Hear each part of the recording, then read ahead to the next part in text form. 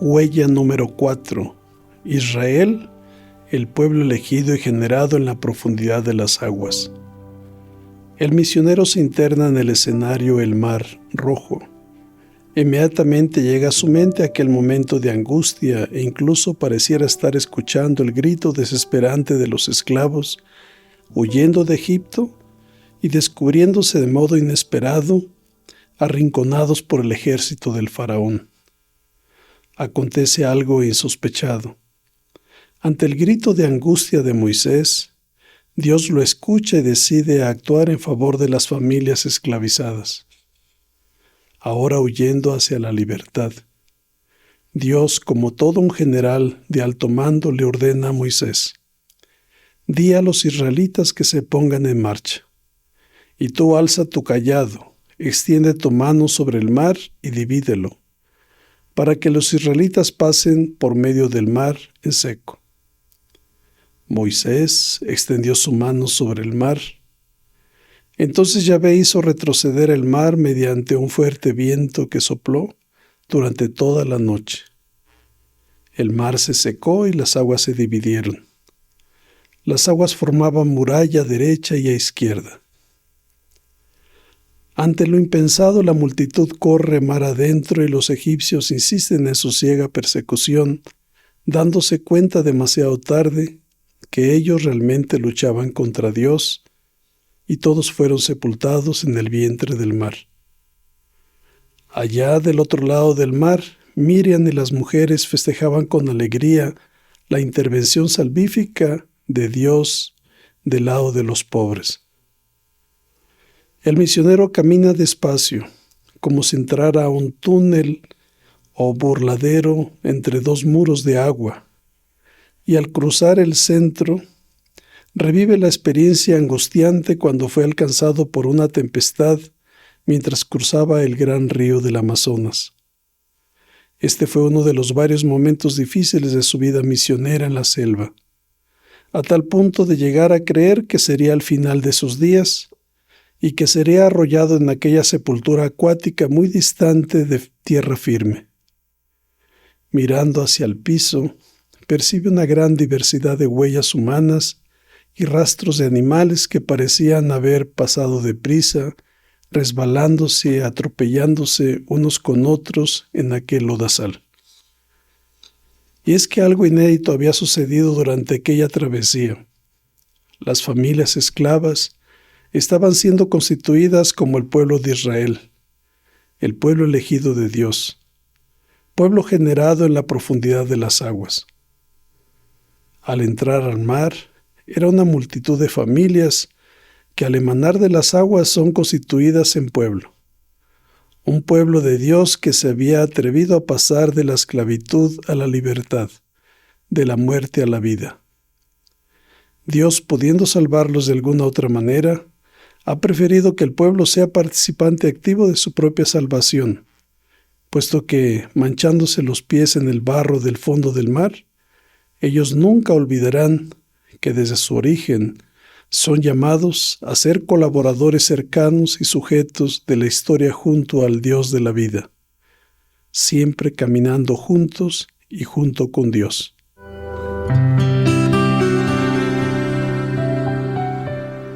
Huella número 5. La experiencia del desierto y el cambio de mentalidad. Moisés, de general del ejército a pastor de ovejas. Obligado a huir de Egipto hacia el desierto por causa de su solidaridad con su raza hebrea, ahora encontramos a Moisés en el desierto ya casado con la hija de Jetro. De ser un general del ejército formado en la Universidad del Faraón, Moisés se ha convertido en un pastor del desierto que comparte un proyecto de vida a dos con Séfora. El libro del Éxodo nos cuenta que pastoreando en el desierto, llegó hasta Horeb, la montaña de Dios. Allí se le apareció el ángel de Yahvé en una llama de fuego en medio de una zarza. Moisés vio que la zarza ardía, pero no se consumía. Allá en la cima de la montaña y al escuchar la voz de Dios, de sus antepasados, llamándolo por su nombre, Moisés se deja caer en rodillas. Yo soy el Dios de tu padre Abraham, el Dios de Isaac y el Dios de Jacob. He visto la aflicción de mi pueblo en Egipto. Conozco sus sufrimientos. He bajado para librarlo de la mano de los egipcios y para subirlo de esa tierra a una tierra buena y espaciosa, a una tierra que mana leche y miel. El misionero permanece un buen rato en silencio mirando los pies descalzos y cansados de Moisés, quien se halla hincado ante un zarzal, con sus brazos en señal de oración, con sus sandalias y bastón tirados al lado. Así que ponte en camino, yo te envío al faraón para que saques a mi pueblo, los israelitas de Egipto, le ordena el Señor a Moisés. ¡Qué escena tan impresionante! Aunque Moisés cuestiona a Dios y ofrece resistencia a la misión solicitada, al final de cuentas y siendo un militar disciplinado, acepta el reto de colaborar en la misión de Dios, a pesar de que sabe de antemano que dicha misión no le será nada fácil, ya que conoce perfectamente cómo se manejaban las cosas en el interior de la casa del faraón y el gran reto de cambiar la mentalidad de sus hermanos esclavizados en hombres libres y sujetos de su propia historia. Este breve encuentro y diálogo con Dios le fue suficiente a Moisés para levantarse y ponerse al servicio de la liberación de sus hermanos, aunque muchas veces en medio de una gran incertidumbre, mas siempre sabiéndose acompañado por Dios. El misionero toma una cierta distancia que le permite contemplar la gran diversidad de huellas humanas plasmadas en torno de la montaña sagrada, dirigidas hacia la cima. A un lado está la figura de un becerro dorado, patas arriba, y del otro el arca de la alianza semiabierta, dejando ver las 2 tablas de la ley y un poco de maná, el pan caído del cielo. Mas ahí está una única vasija de barro con agua para nunca olvidar que los discípulos misioneros de Jesús somos personas cántaro en el desierto.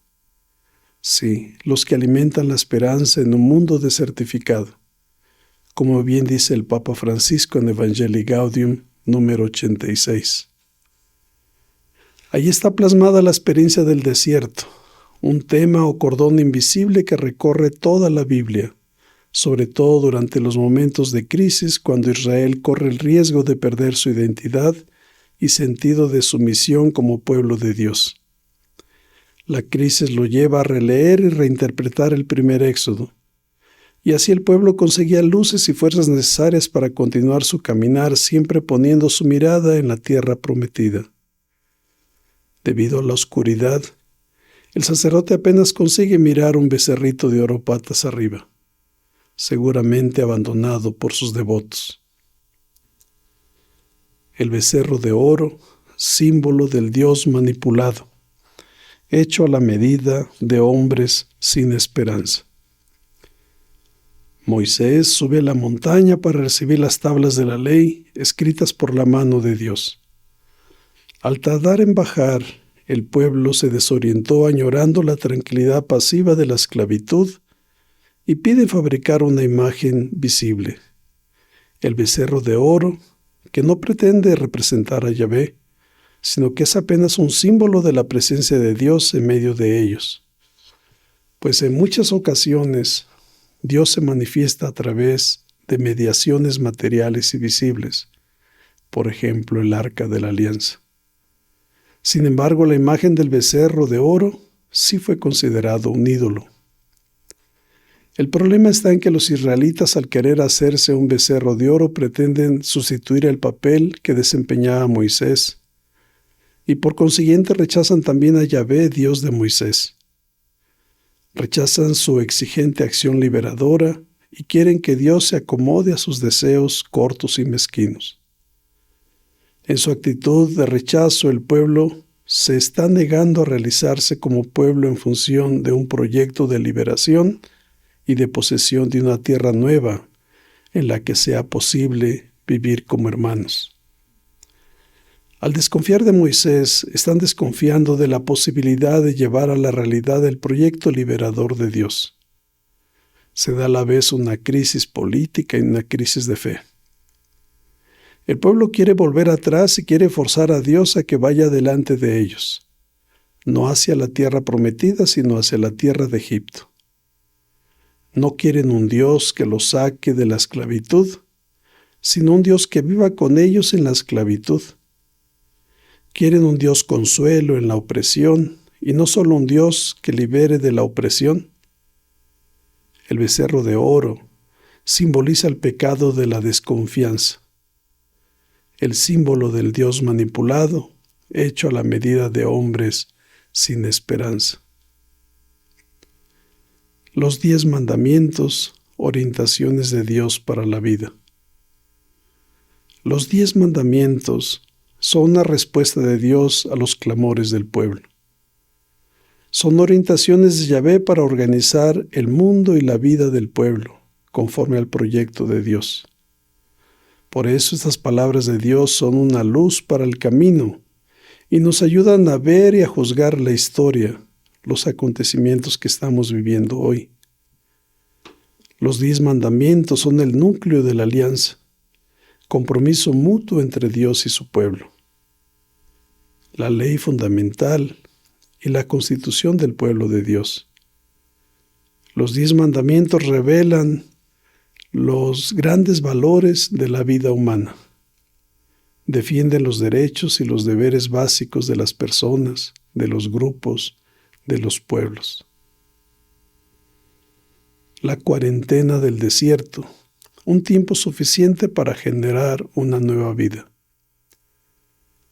El misionero sube con lentitud la cuesta y se detiene en forma momentánea fijando su mirada en Egipto, escenario que ha quedado atrás.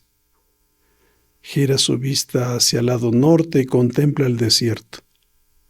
Cerrando sus ojos busca luces para entender el flagelo de la pandemia actual que azota a la humanidad, pensando que pudiera ser interpretada también como una oportunidad para los pueblos del mundo con el propósito de generar un nuevo modelo de sociedad que garantice condiciones de vida para todos.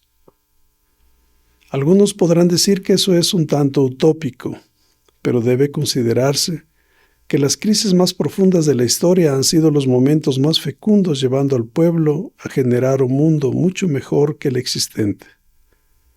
Así sucedió con la experiencia del pueblo de Israel, que después de 400 años en Egipto y ante el recrudecimiento de la esclavitud durante los últimos años, huye hacia el desierto, a la península del Sinaí, y en el monte Horeb se encuentra con el Dios que lo llama a ser libre. Durante el trayecto llega a comprender que no era suficiente huir, sino que estaba siendo llamado a ser engendrado como pueblo nuevo y elegido de Dios, allá en la profundidad de las aguas del Mar Rojo. La cuarentena del desierto es toda una escuela de aprendizaje en circunstancias adversas a la vida. Consiste en transitar de una mentalidad de esclavos hacia un mundo de hombres y mujeres libres. Esta experiencia le enseñó a Israel a sobrevivir con lo mínimo y más esencial, a construir una forma de gobierno participativa, a firmar una alianza con el Dios de sus antepasados, comprometiéndose a observar las orientaciones para la vida, en el gozo de la libertad. En fin, la experiencia del desierto fue mucho más allá de una mera sobrevivencia en la adversidad. Fue un aprendizaje para la vida y preparación para una nueva etapa de su historia. Así como el ser humano pasa 40 semanas en el vientre materno, Israel pasa 40 años en el desierto, un tiempo suficiente para engendrar una nueva vida. Ellos gritan, Egipto nunca más. ¿Nos atreveríamos a gritar lo mismo hoy? Y es que antes de la pandemia miles morían y siguen falleciendo debido a la violencia, la hambruna, la malaria, situaciones que con un poco de buena voluntad y solidaridad pudieran ser superadas. Ya basta de saber que en este mes asesinaron a 1,500 personas, pero que la tendencia es la disminución del crimen porque el mes pasado habían eliminado a 1,700. No podemos contentarnos con reducir el número de muertos. Es necesario erradicar la violencia que tanto hiere a la humanidad. Se indigna el misionero y gime desde su interior. Y es que le vino a la mente aquel discurso frecuente en África insistiendo en el aliviar el hambre y la miseria. No, eso ya no puede permitirse, se dice a sí mismo. No es suficiente aliviarla, es necesario erradicarla desde su raíz. Huella número 6. La conquista de la tierra prometida y el año jubilar. Un poco más adelante el misionero se sienta en uno de los 12 pequeños postes que recuerdan a las tribus de Israel, los hijos de Jacob, nietos de Isaac y bisnietos de Abraham. En el centro del escenario está el Zofar. El patriarca Jacob tuvo 12 hijos de 4 mujeres. Ruth, Simón, Leví, Judá, Isaacar y Zabulón, hijos de Lía. Gad y Aser, hijos de Selfa. Neftalí y Dan, hijos de Bilá. José y Benjamín, hijos de Raquel. Fue en el desierto que ellos diseñan una sociedad totalmente nueva en contraste con la existente en Egipto. Un modelo de sociedad rescatado de la memoria histórica de sus antepasados y constituyen la conferencia de las tribus. Un sistema de gobierno emanado de su legado cultural. Una sociedad participativa donde el pueblo celebra el año sabático y jubilar, atreviéndose a dejar la tierra descansar, perdonar las deudas, dar libertad a los esclavos y compartir el remanente de la producción con los demás como estrategia válida para evitar la acumulación de los bienes en pocas manos. Esa experiencia en la tierra prometida durará 220 años, quedando registrada en la memoria del pueblo para que las futuras generaciones sepan que sí es posible construir un mundo diferente inspirado en el proyecto originario de Dios. Un mundo donde todos quepan y nadie sea cortado injustamente de su libertad, como aconteció con el pueblo de Israel estando en Egipto. El Zofar, tirado sobre el pasto, es mucho más que un cuerno haciendo las veces de trompeta. De acuerdo con Manuel Guerrero, la importancia del Zofar es el sonido de la religión y cultura judaísta. El torno del llamado del Zofar se estructura a un puente entre las escuchas y las enseñanzas. Se hace sonar en celebraciones que a grandes rasgos conmemoran el compromiso entre el ser humano y Dios. Por otro lado, su papel en ciertas narraciones de la Torá no se limitó al elogio benevolente. Incursionó como una especie de instrumento de guerra, cuando el Zofar y la voz del pueblo fueron capaces de demoler los muros de Jericó. A partir de lo anterior, es posible advertir en el Zofar algo más que un instrumento que produce sonido. Su forma y cualidad sonora encapsula dentro de sí los estruendos de un mundo que se debate a cada momento entre la creación y los sinsabores de la devastación que abre paso a un nuevo punto de partida. Qué bonita aquella pintura del Zofar que convoca al pueblo en asamblea, cuyo sonido, como si fueran burbujas en espiral, sube hasta los oídos de Dios. En la tierra prometida, el pueblo de Dios implementará lo que aprendió y diseñó estando en el desierto, pues ha aprendido que no es suficiente huir de la esclavitud, es necesario construir una manera nueva de ser pueblo, descentralizando el poder, compartiendo y evitando la acumulación de los bienes, confiando en la providencia divina. El pueblo de Israel aprendió a ser colaborador y participante activo, caminando junto con Dios. Dios les da el agua y ellos la purifican. Dios les da la tierra y ellos la conquistan y distribuyen. Sabiendo que el dueño de la tierra es Dios y que ellos son apenas sus huéspedes. Qué mística y espiritualidad del desierto que ha inspirado también al Papa Francisco cuando afirma que los cristianos somos llamados a ser personas cántaro para dar a beber a los demás, es decir, para llevar la esperanza al mundo desertificado.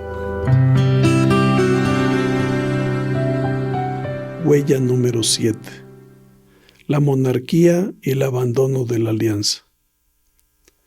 Nuestro visitante nocturno desciende unos cuantos pasos hacia el oriente y mira un arado y un caballo, indicándole que ha llegado al escenario la monarquía, un sistema de gobierno que descansa sobre un solo hombre y destruye el proyecto de la Confederación de las Tribus de Israel, tan único y significativo en la historia, al poner el énfasis en la participación y colaboración activa de todos en busca del bien común.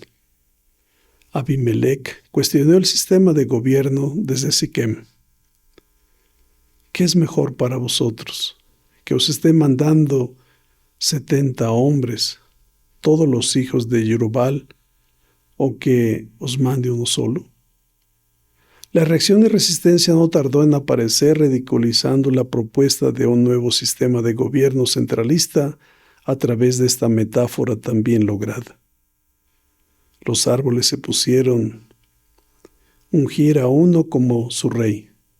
Dijeron al olivo, sé tú nuestro rey. Le respondió el olivo, voy a renunciar a mi aceite con el que son honrados los dioses y los hombres, para ir a mecerme por encima de los árboles. Los árboles dijeron a la higuera, ven tú, reina sobre nosotros. Le respondió la higuera, voy a renunciar a mi dulzura y a mi sabroso fruto para ir a mecerme por encima de los árboles. Los árboles dijeron a la vid, ven tú, reina sobre nosotros. Le respondió la vid, voy a renunciar a mi mosto que alegra a los dioses y a los hombres para ir a mecerme por encima de los árboles. Todos los árboles dijeron a la zarza, ven tú, reina sobre nosotros. La zarza respondió a los árboles, si con sinceridad venís a ungirme a mí para reinar sobre vosotros, llegar y cobijaos a mi sombra. Y si no es así, brote fuego de la zarza y devore los cedros del Líbano. Y es que Samuel, el juez por excelencia, ya había envejecido, y sus hijos se habían corrompido. El pueblo de Israel vivía en una constante amenaza por parte de los filisteos y pueblos circunvecinos. Además, ante la llegada de nuevas técnicas agrícolas como el arado y el almacenamiento de agua, ellos consiguieron producir mucho más de lo necesario para su consumo, razón por la que algunas tribus se volvían más poderosas que otras, y esto echó abajo la confederación de las tribus, pues surge la necesidad de vender el excedente de la producción en el extranjero. Aquella experiencia bonita de compartir el excedente de la producción y celebrar el jubileo comienza a decaer y ya no era aceptada por todos. Samuel les advierte lo que sucederá con la monarquía. Tomará vuestros hijos y los destinará a sus carros y caballos. Les hará labrar sus campos, fabricar sus armas. Tomará vuestras hijas para perfumistas, cocineras y panaderas. Tomará vuestros campos. El pueblo no quiso escuchar la voz de Samuel y dijo, no, tenemos un rey, seremos también como los demás pueblos. Saúl, un agricultor de la tribu de Benjamín, es designado rey por suertes. Pero él no tiene la aceptación de todas las tribus y Dios le pide a Samuel ungir como rey a David, un joven pastor de ovejas, hijo de Jesé y miembro de la tribu de Judá. Nuevamente surge el conflicto entre los agricultores y pastores, originado entre Caín y Abel.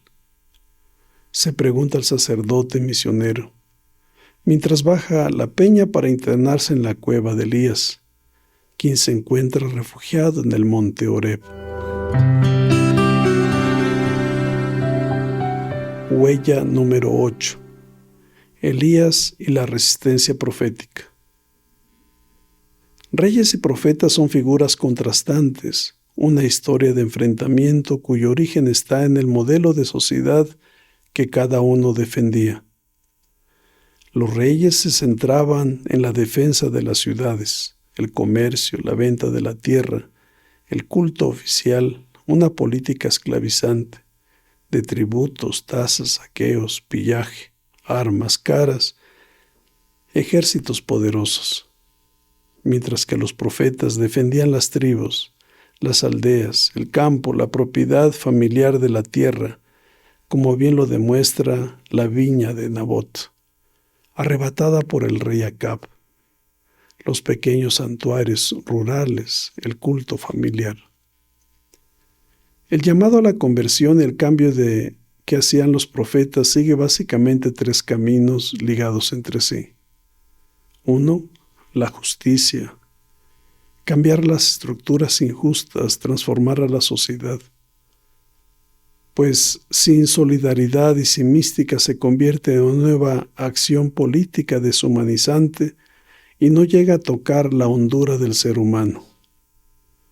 2. La solidaridad sin justicia y sin mística es tan solo filantropía de clubes humanitarios al servicio de sistemas que empobrecen. Engaña la conciencia, neutraliza el grito del pobre e impide el surgimiento de la conciencia crítica de los oprimidos. 3. La mística, cambiar el modo de pensar, recrear la conciencia. Sin justicia y sin solidaridad, se convierte en piedad alienada, sin fundamento en la realidad y sin base en la tradición de la Biblia. Ofende a Dios al transformarlo en un ídolo, engaña a los pobres haciéndolos resignados a la injusticia. El sacerdote misionero entra a la cueva y le parece escuchar la pregunta que Dios le hace al profeta de los pobres. Elías, ¿qué haces aquí?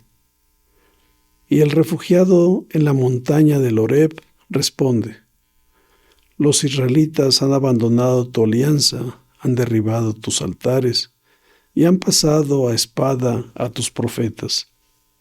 Solo quedo yo y tratan de quitarme la vida. Yahvé le dijo, vuélvete por el camino y anda. El sacerdote misionero, recargándose sobre el barandal del escenario y dando la espalda hacia el oriente, mira de frente al profeta que va saliendo de la cueva con el rostro cubierto, tras haberse refugiado en la montaña de Dios para recobrar sus fuerzas, pero Dios le ordena regresar al campo de batalla.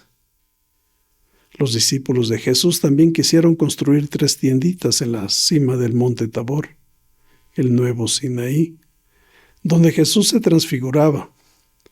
Pero Jesús les dice que es necesario bajar a Jerusalén, el lugar del conflicto. Todo indica que en la misión de Dios no cabe la jubilación ni esconderse como lo hace Adán, Eva y ahora Elías. Aquel camino solitario del profeta será que anuncia el itinerario que habrán de emprender todos aquellos que buscan a Dios. Se pregunta el misionero. Ciertamente cada uno deberá seguir su propio camino y plasmar sus huellas sabiendo que muchas veces éstas podrán ser borradas o ignoradas. Esto no debe de inquietar al discípulo misionero de Jesús, pues ellas nunca dejarán de ser significativas para él mismo y para quien las descubra. Aquí lo que importa es que permanezcan visibles las huellas de Jesús para que otros, descubriéndolas, se atrevan a seguirlas a su manera y desde el contexto histórico que les corresponda vivir.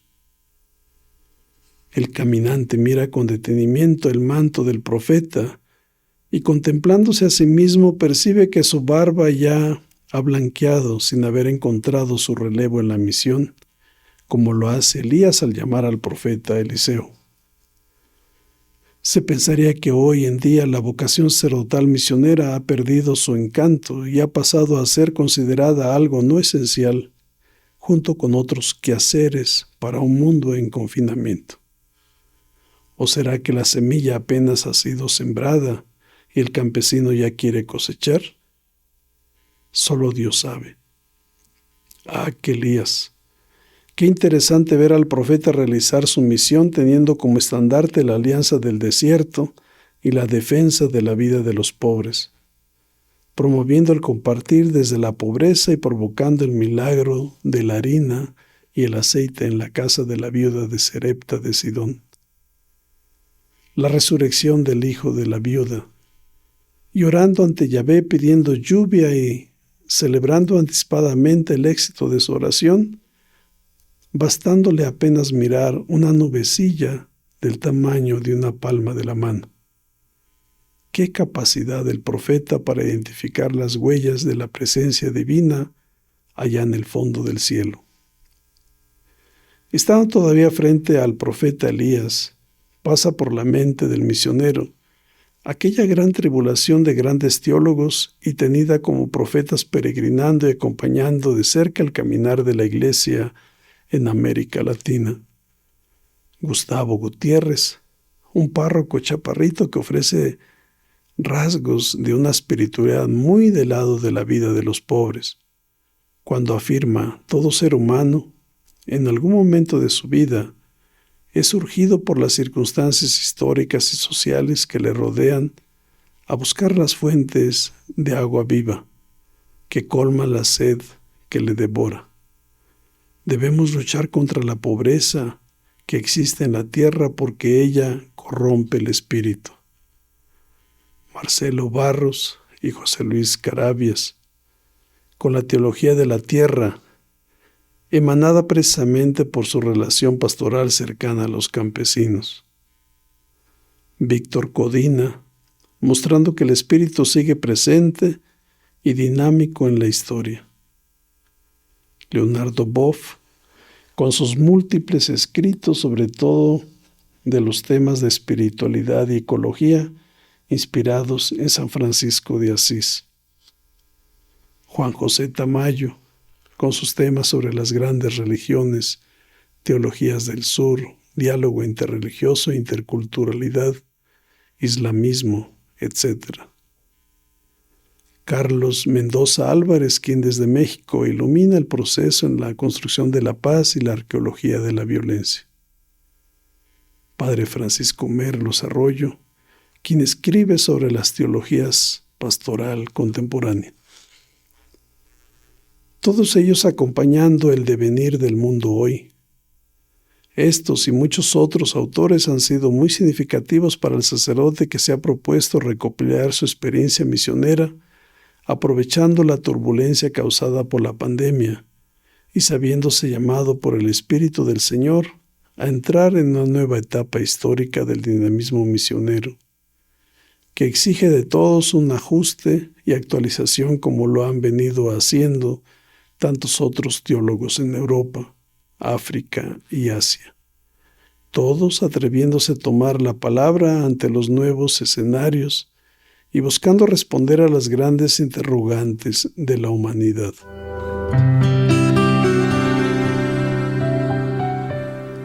Huella número 9.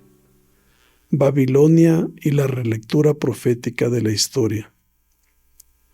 A unos cuantos pasos de la cueva de Elías, hacia el lado norte, está el escenario Babilonia, donde aparecen algunas figuras humanas sentadas y cabizbajas, cuyos rostros no es fácil de identificar debido a sus turbantes. Todas reflexionando y solo una escribiendo la Torá. Un ayudante va colocando los rollos dentro de las vasijas ya incrustadas entre las rocas del Lod, poniendo de dicho escenario rocoso. El sacerdote misionero se sienta al lado del escribano y en silencio trata de ver qué es lo que redacta. Pero la luz de la luna es tan tenue que no le permite mirar con nitidez, y aunque consiguiera mirar no entendería por estar escrito en hebreo. Fue en la calada de las noches cuando los judíos desterrados en Babilonia, ante la amenaza de perder su identidad como pueblo elegido y lejos de su tierra, hacen una relectura profética de su historia, a tal punto que casi terminaron de completar los primeros 5 libros de la Biblia, conocida como la Torá. Nabucodonosor invade al pueblo de Israel y esclaviza solamente a la mano de obra cualificada, a los profesionistas que podían producir para el imperio de Babilonia. Pero olvida que ellos también tienen una gran capacidad de reflexión que los revitalizará en su resiliencia. Deportó a todo Jerusalén, todos los jefes y guerreros, 10,000 deportados, y todos los herreros y cerrajeros. No quedó más que la gente más pobre del país. Deportó a todos los hombres pudientes, así como a todos los hombres aptos para la guerra. Esa fue la primera deportación en el año 598 a.C. Capturaron al rey. A la vista de Sedecías degollaron a sus hijos. Después le amarraron los ojos, lo encadenaron con una doble cadena de bronce y lo condujeron a Babilonia. Incendió el templo de Yahvé, el palacio real y todas las casas de Jerusalén. El jefe de la guardia dejó una parte de los más pobres del país para cultivar las viñas y los campos. Esa fue la segunda deportación, de 589 a 538 a.C. Así aconteció, dejaron en casa a los pobres de la tierra, sin rey ni líderes, pero sí todos obligados a pagar tributo al emperador extranjero. El salmo refleja la tristeza y soledad del pueblo desterrado, cuando canta, a orillas de los ríos de Babilonia, estábamos sentados llorando, acordándonos de Sión. En los álamos de la orilla colgábamos nuestras cítaras. Ahí mismo nos pidieron cantar nuestros deportadores.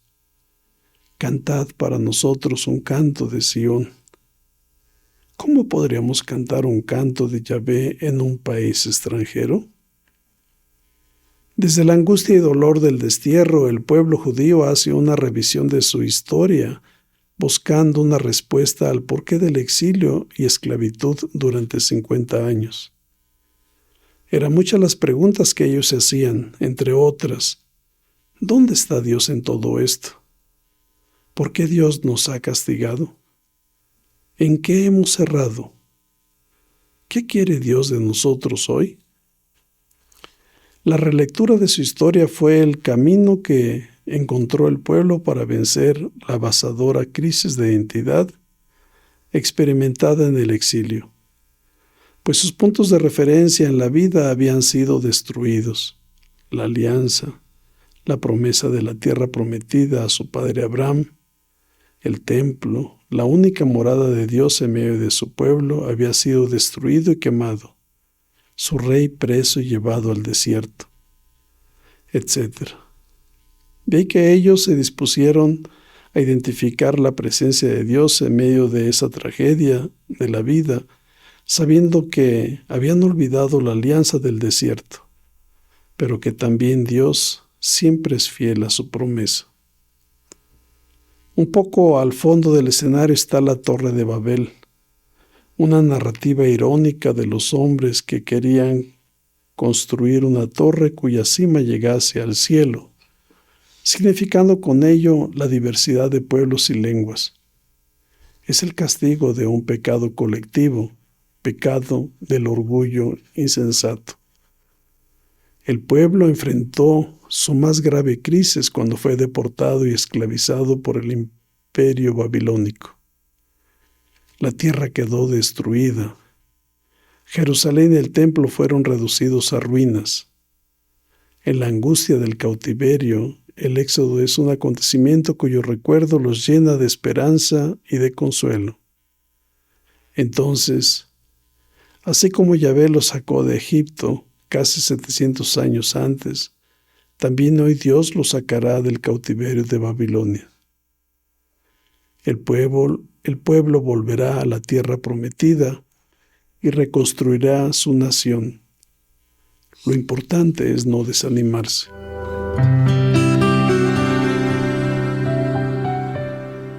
Huella número 10.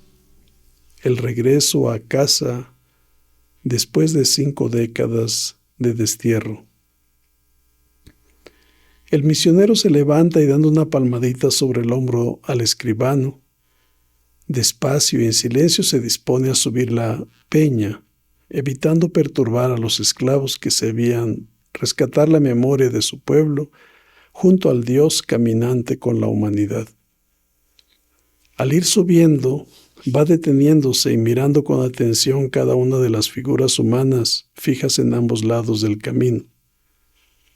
Unos van cargando en sus espaldas cántaros llenos de copias de manuscritos sagrados, otros a sus hijitos recién nacidos sobre sus hombros, y algunos van arreando sus burritos, cargados no solamente de alimentos, sino de objetos y tesoros que Babilonia había saqueado del templo de Jerusalén 50 años atrás.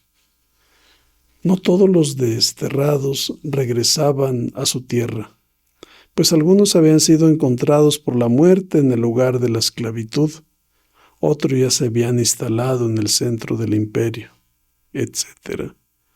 Pero quienes regresaban lo hacían cantando de alegría mientras se dirigían hacia la casa del Señor.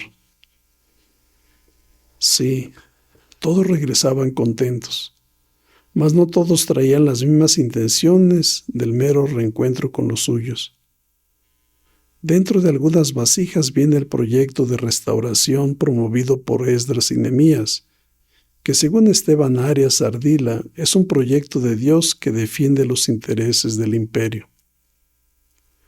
Al reconstruir los muros de la ciudad, a pesar de la resistencia de los samaritanos y gobernadores de la región, Esdras y Nehemías siguen adelante, no importándoles la protesta de las mujeres y demás gente del pueblo que se sientan ahora esclavizados en su propia tierra. Ellos concluyen la reconstrucción de la muralla, valiéndose de grupos de autodefensa y repueblan la ciudad de Jerusalén. Aunque el proyecto de Esdras y Nehemías coloca la ley o la Torá en el centro, surgiendo con ello la época del judaísmo, su proyecto excluye a las mujeres acusándolas de ser quienes introdujeron la idolatría. El sacerdote misionero agradece por no ser este el único proyecto de restauración de la nación. Él prefiere el proyecto propuesto por el profeta Isaías, un texto que es considerado el corazón del Antiguo Testamento. Huella número 11. Proyecto Luz de las Naciones, replanteando su misión en el mundo. El sacerdote misionero llega al escenario Proyecto Luz de las Naciones y de inmediato llama su atención el globo terráqueo, de aproximadamente 1,5 metros de diámetro. Gira en la misma dirección que lo hace el planeta Tierra. Pareciera un mundo flotante sobre el mar, enfrentando un violento huracán, acompañado de truenos, relámpagos y vientos intensos que lo empujan de un lado a otro sin tregua y sin un punto donde asegurarse. Da la impresión de estar contemplando nuestro mundo caótico con muy poca claridad del rumbo y donde solo un puñado de seres humanos se benefician de los recursos existentes, dejando a multitudes humanas morir de hambre o eliminadas del mundo de los vivos con balas que solo saben alimentar la industria armamentista. Del lado del oriente aparece el sol, cuyos rayos son reflejados por la luna, que se encuentra del lado oriente. La parte trasera y oscura del planeta en movimiento, simbolizando con ello que la misión a la que el pueblo judío está siendo llamado no consiste en crear una misión propia, sino en colaborar con la misión de Dios, donde el pueblo desempeña el papel de la luna que solamente refleja dicha luz durante las tinieblas. Dígase lo mismo de la Iglesia. Jesucristo es la luz, aquí representada por el sol, y la Iglesia, los bautizados personificados en este caso por la luna, cuya misión es reflejar e iluminar el mundo, sobre todo en tiempos de crisis y turbulencias, como acontece en la actualidad con la pandemia de la COVID-19. Qué interesante ver a Dios que encomienda una gran misión a un pueblo que apenas se va sacudiendo el cansancio y la pesadilla de la esclavitud de los 50 años en Babilonia. La experiencia dolorosa del exilio les ha enseñado que han sido elegidos por Dios con el propósito de ser sus colaboradores, más allá de las fronteras geográficas de Palestina, pues Yahvé es el Dios de toda la tierra. De ahí que Israel deba abrirse al universalismo, convirtiéndose en testigo del Dios único, pues no basta que seas mi siervo para restablecer las tribus de Jacob o traer sus sobrevivientes a su patria. También hago de ti una luz para las naciones, para que mi salvación llegue hasta el último extremo de la tierra. Este texto describe la misión profética del pueblo de Israel, es decir, el siervo de Yahvé recibe la misión de anunciar la palabra de Dios para reunir y restaurar su pueblo disperso. Esta restauración implica reunir y organizar al pueblo en un movimiento de liberación, y eso involucra la reorganización político-social, la justa distribución de tierras. La misión del siervo de Yahvé rebasa las fronteras de una nación, pues para el pueblo de la alianza se convierta en luz para los otros pueblos. Tras sufrir aquella calamidad del exilio de Babilonia, el pueblo de Dios se propone replantear su misión en el mundo. ¿Será que la experiencia dolorosa de cuerpos fatigados y corazones heridos es condición indispensable para ser enviados como colaboradores de la misión de Dios? Se pregunta el sacerdote. Se pensaría que los misioneros son tan frágiles como aquellas vasijas agrietadas, aún no sanadas totalmente de sus heridas abiertas y que ya están siendo enviadas a iniciar una misión nueva. Un cielo nuevo y una tierra nueva. El proyecto de Isaías remarca 3 elementos fundamentales. Una familia completa, integrada, con una vida larga. Una familia que vive bajo un solo techo como espacio vital o nido de la vida, condición necesaria para recrearse, y una fuente permanente de trabajo, la huerta, para nutrir y garantizar la vida. El profeta lo describe de una manera muy creativa al hablar de la creación de un cielo nuevo y de una tierra nueva. Voy a crear un cielo nuevo y una tierra nueva, y el pasado no se volverá a recordar más, ni vendrá a la memoria. Yo haré Jerusalén un contento y de su pueblo una alegría. Ya no se oirán en adelante sollozos ni gritos de angustia, ni habrá allí recién nacidos que vivan apenas algunos días, o viejos que no vivan largos años, pues morir a los 100 años será morir joven. Harán casas y vivirán en ellas, plantarán viñas y comerán sus frutos. No trabajarán inútilmente ni tendrán hijos para perderlos. pues ellos y sus descendientes serán una raza bendita de Yahvé. El lobo pastará junto con el cordero, el león comerá paja como el buey. No harán más daño ni prejuicio en todo mi santo cerro, dice Yahvé. Qué texto tan hermoso. Por algo es considerado el corazón del Antiguo Testamento, ya que expresa precisamente el sueño de Dios y el sueño de la humanidad. Es el mismo proyecto originario de Dios diseñado como maqueta arquitectónica desde las primeras páginas de la Sagrada Escritura, ya implementado durante 220 años en la Tierra Prometida y ahora otros 70 años en el posexilio, conocido como el Proyecto Luz de las Naciones, el cual habla de un mundo de paz, de armonía y alegría, poniendo como condición que el lobo y el león se hagan pequeños con los pequeños. Es un proyecto que busca eliminar la muerte prematura y favorece la vida en plenitud, extinguiendo la explotación del producto y la fuerza del trabajo, de modo que cada uno disfrute del sudor de su frente. Qué curioso. El mismo proyecto originario ahora actualizado en diferentes momentos y contextos de la historia. Qué capacidad de este pueblo elegido para ir actualizando el proyecto de Dios, sobre todo después de una calamidad. ¿Cómo deberemos actualizar el proyecto originario de Dios en un tiempo de pandemia causado por la COVID-19? Se pregunta el misionero.